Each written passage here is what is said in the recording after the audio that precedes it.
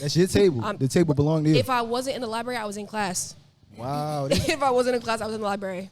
That's really deep. You know what I'm saying? Like, I was struggling. All right, so real quick, right? Everybody just gotta go around. Tell me about the time you was in college and your biggest breakdown moment that come to mind. I'm gonna go first though. You feel what I'm saying? So like, how many? So I was about to say I got a couple. Jesus Christ, look at you. What? How deep we get? I got a couple too. I'm not gonna act like I only got one. I'm not gonna act like I only got one. Yo, I do have a couple of these, but I remember this time specifically. I don't even know this is like a time frame. So I was a kinesiology major, y'all, and the reason why I was a kinesiology major is because I was a football player and a track athlete. Oh, word. So I'm thinking like they told me it was exercise science. That's what they called it. They told me it's exercise. It's not just so that. they threw me off.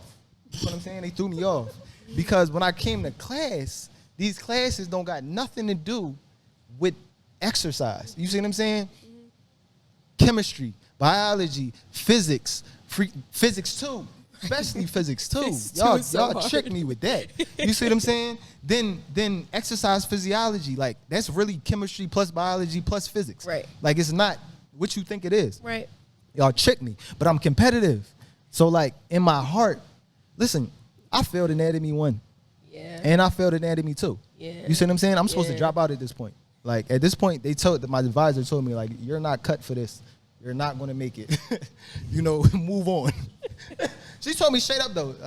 Like that's a white lady. Who was your advisor? Her Dr. Fradkin. Dr. Fradkin. And the reason why Dr. Fradkin wasn't a bad white lady. She supported me at the games. She came to my practice one time.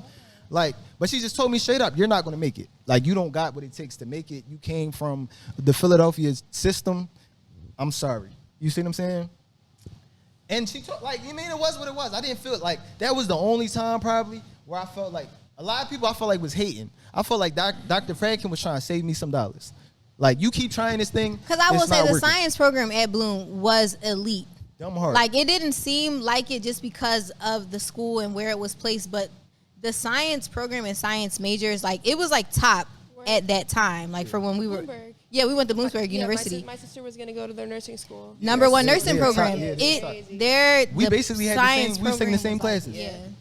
And so I was confused. Why am I taking the same classes as the hardest joint in this? You feel what I'm saying? Anyway, so it was after I failed that second anatomy class.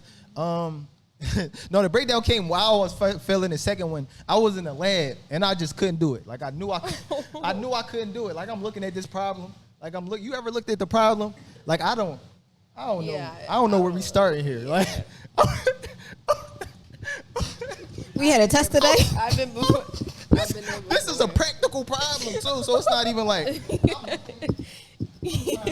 I'm trying to seem intelligent. You feel what I'm saying? I don't know this. I don't know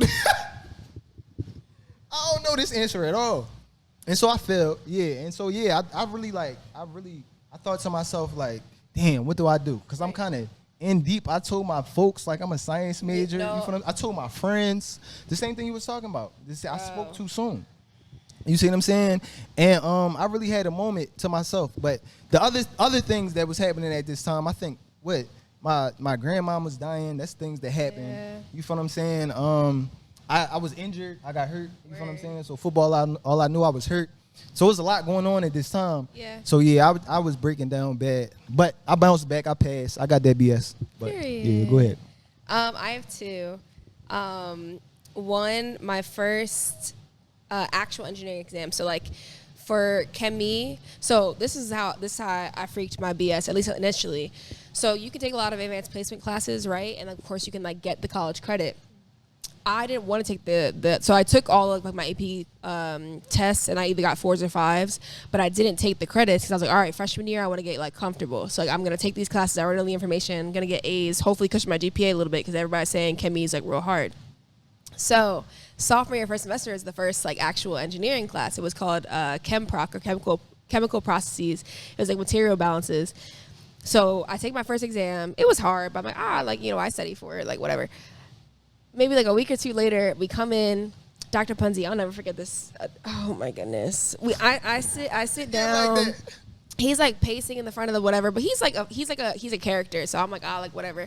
He's like, all right, guys, like for those that got like 30s or 40s, like don't be discouraged. Like, that happens.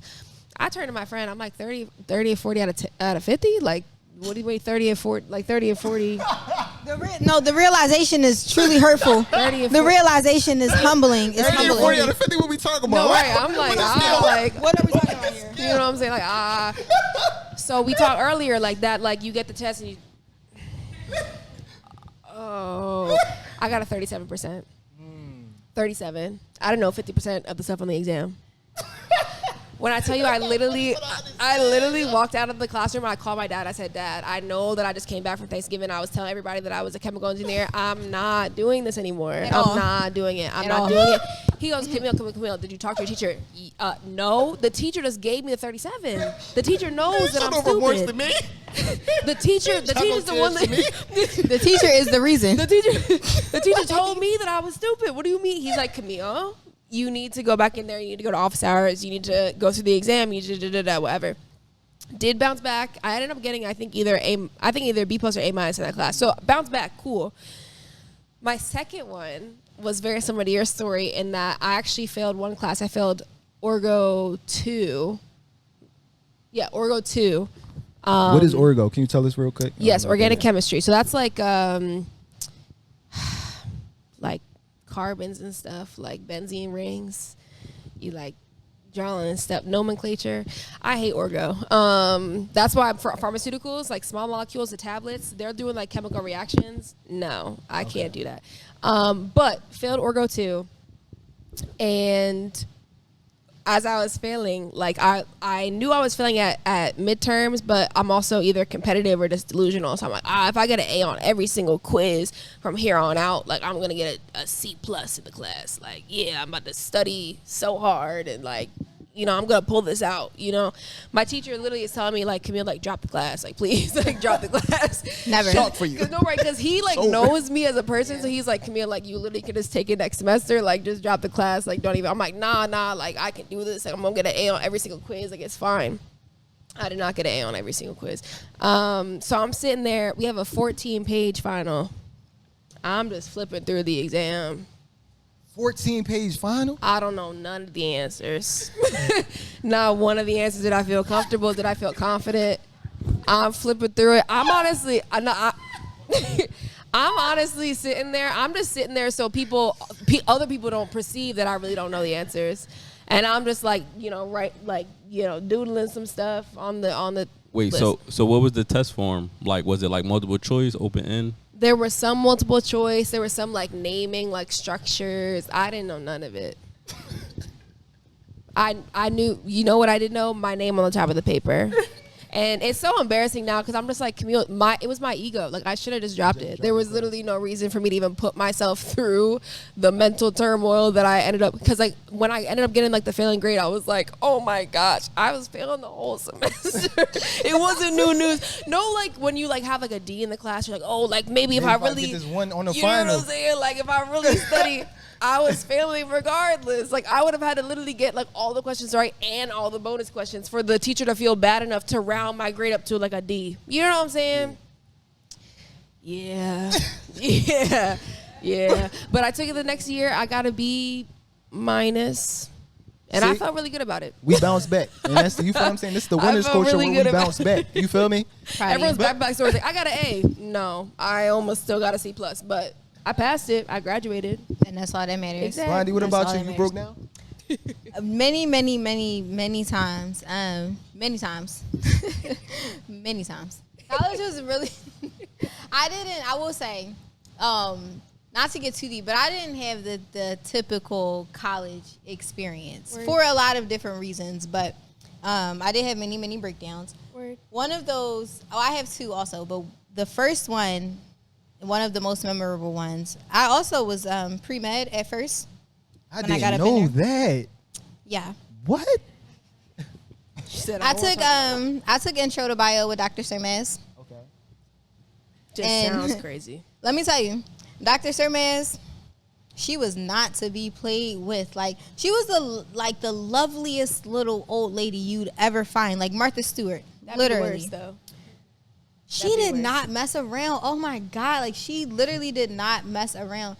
And I remember, like, again, I'm either super competitive or delusional, thinking, like, I can do this. But much like your story, I was failing the class the whole time anyway, because I just wasn't a good student. Like, I didn't know she was coming like that. I didn't know she was coming like that. Like, I didn't study. I wasn't trying. I just would kind of, like, show up to the lecture class and do, you know, the online quizzes or whatever. Anyway, my most humbling moment for her was, I think it was the midterm maybe. I took this test, didn't study before because I was also an athlete in school. I was playing rugby. So I'm like, yeah, I remember enough. I got that test back in the 30s. And like, literally, I'm hearing your story and I'm getting like flashbacks because I'm hearing it. I sat at the front of the lecture class and everything. Turn this over. Like, How'd you do? I did good. She handed it back. Yeah, I said after I spent $60 on the clicker for this class, you want to give me a 37? clicker, not the clicker. I used to love the clickers. That's so funny. Like, what do you mean? I live for those clicker questions in the morning. Like, I'm here with my iced coffee. I'm ready. I'm here. I did this stuff online. I did it. I'm here. Like, I'm ready. I got the workbook. I'm in the lab. Oh my God. I'm here. I'm ready. Like, I'm dissecting the frogs. I'm cutting the worms. Yeah. Like, I'm here. What do you mean? What do you mean a 30? I couldn't understand it. Life was really just breaking down for me. Like, and it really was a full circle moment because, you know, my uncle had passed away, you know, going into that semester. I was on the outs with my little boyfriend at the time. We had broke up. So it's like, I'm really breaking down right now. The world. Like, life is over. Like, I'm struggling right now. So anyways, I walk out of that lecture class. There had to be like 200 people in the lecture class. I walk out and I'm walking on the quad and I'm calling my aunt immediately. And I'm like, oh my God, like, I just need her to answer. And she also, like, similar to your dad, like, you know, go to office hours. What can you do? What can you blah, blah, blah. I don't want no solutions at this time. There's nothing I can do about a 37 right now. What do you mean?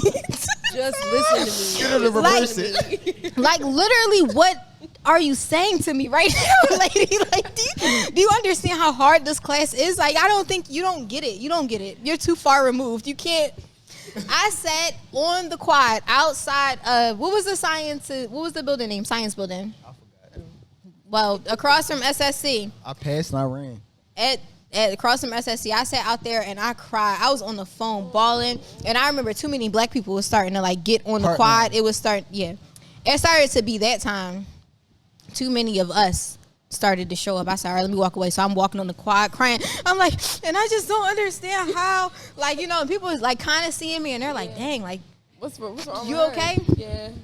And then just real quick, the second one is I played rugby in college and I broke my leg playing rugby. So that was a very, very traumatic. Like, yeah, so I shattered my leg. So you had to put a metal rod and 6 screws in my leg. I shattered my fibia. Fibia. It was called a spiral fracture. So it cracked in the middle, and then it split up the top, and I broke my fibia, and then it split down the bottom, and I shattered my ankle, my malleolus. Oh my goodness. I had one big leg and one little leg. Excuse me? Go ahead. What'd you say?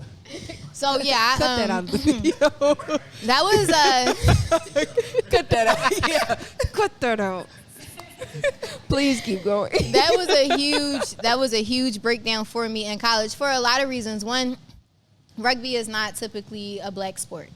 So I was the only black girl on my team. I just became captain, the only black captain of my team. And it was the start of the season, and I shattered my leg the first game. So it was just like, you know, it was really, really hard for a lot of reasons because I was out for the entire season. Right. It was there's a super big tournament at the end of that semester, which would be in June. That's really big. Like, you know, we get to meet the Olympic team. You meet teams from all over the country. It's huge. It's huge. Yeah. So I couldn't play in that. And I remember just breaking down. 1, because I broke my leg. 2, because I'm captain. 3, because I'm black and I'm in the super white sport. And now I'm like crippled low key. I had to have a surgery mid-semester, and I couldn't withdraw or drop out because the semester was already paid for. Right. And my aunt and I worked really hard outside of financial aid to put me through college, and I didn't have that kind of money. So it's like I have to stay. I had to get my surgery during spring break, and come right back to class with a shattered leg pretty much. And I spent the entire semester on crutches, did physical therapy all through the summer to come back and play again in October so that I could go to CRCs, which was the tournament that I missed the following year, which I did.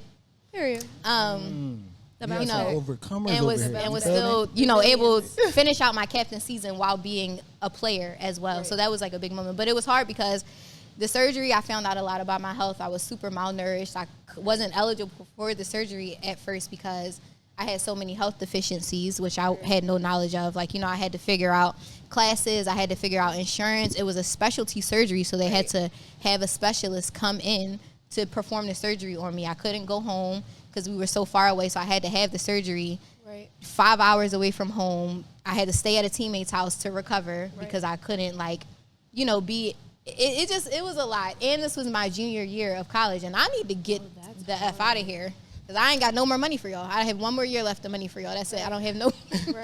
Right. You can't pay for that. But it was really hard to overcome. And I was there by myself because at that point, all of my friends had left. I had my teammates, and that was a family. But it wasn't like your friends. I was the only black girl on the team. So it wasn't the same. So I was just by myself, recovering and trying to get back to that and graduate, which I was able to do. Graduated in 4 years, recovered, played again, got to play at CRCs, got to get all the bells and whistles, but that was hard. That was really, really hard to come back from that. Yeah. So, especially junior year.